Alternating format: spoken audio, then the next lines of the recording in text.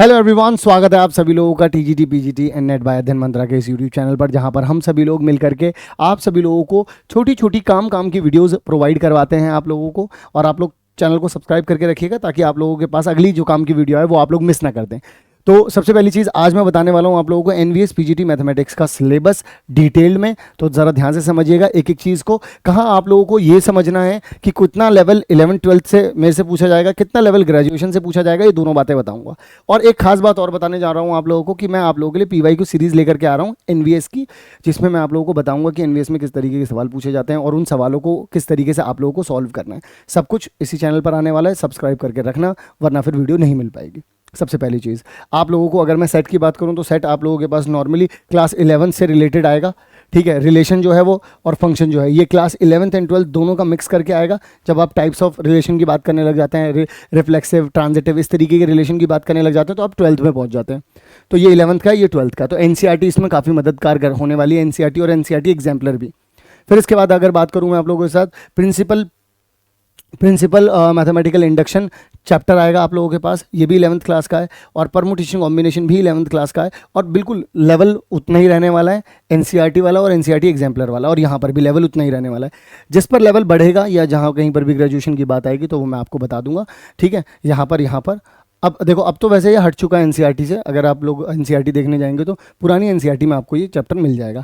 Although इसके तो दो चार बस क्वेश्चन लगा लेना, बाकी और कुछ करने की इसमें ज़रूरत नहीं पड़ती। कॉम्प्लेक्स नंबर पूरा करना पड़ेगा, जो एनसीईआरटी में दे रखा है वो, जो एग्जाम्पलर में दे रखा है वो, और थोड़ा से ऊपर के जो टॉपिक पढ़ने होंगे वो मैं आप लोगों को पढ़ा दूंगा।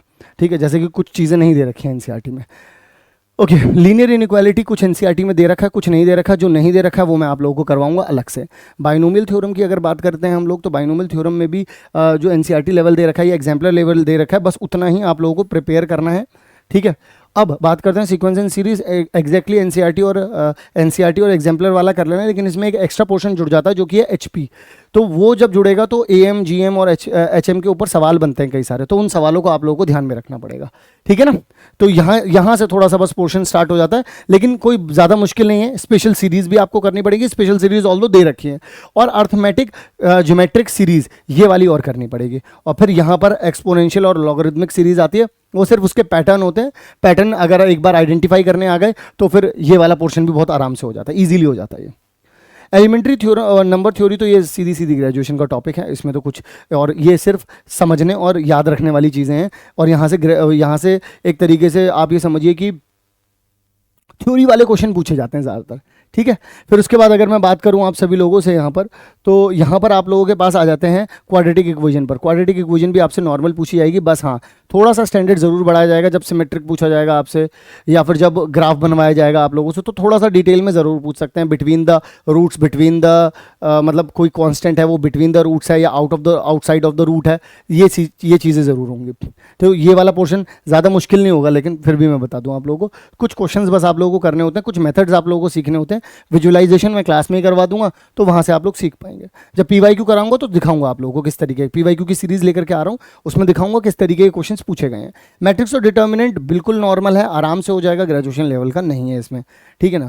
फिर इसके बाद बात करें 2D में सारी चीज़ें आ गई, कोऑर्डिनेट ज्योमेट्री आ गई, लाइन आ गया, पैराबोला आ गया, हाइपरबोला आ गया, एलिप्स आ गया, हर तरीके की चीज़ें आ गई। और स्टैंडर्ड फॉर्म भी आ गई उनकी, जिसमें वो टेंजेंट भी निकाला जाता है। तो सारी चीज़ें इसमें इंक्लूड हो जाएंगी। 2 डिग्री वाली फॉर्म भी आ जाएगी इसमें, लाइन की, जो दोनों की दोनों लाइंस आती हैं उनकी फॉर्म भी आ जाएगी।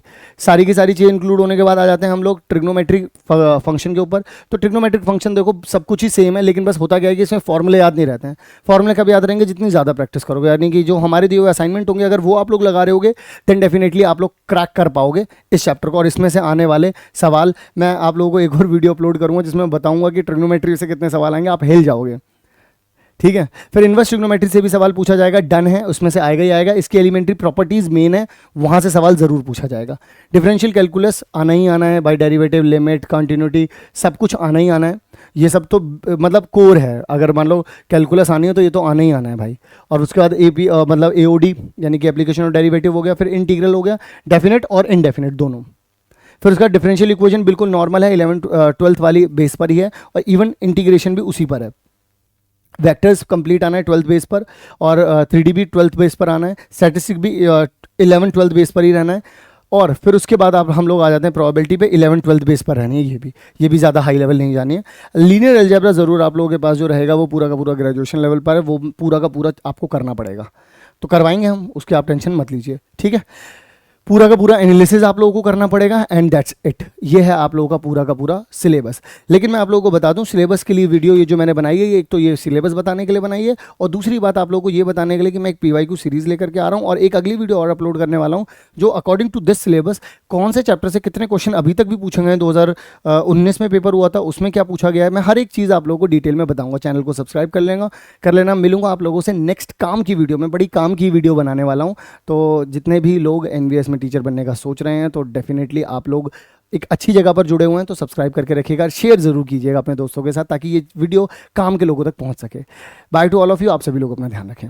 और हाँ, TGT PGT NET bye Adhyayan मंत्रा को सब्सक्राइब करना बिल्कुल भी ना भूलें। मिलता हूँ नेक्स्ट वीडियो में।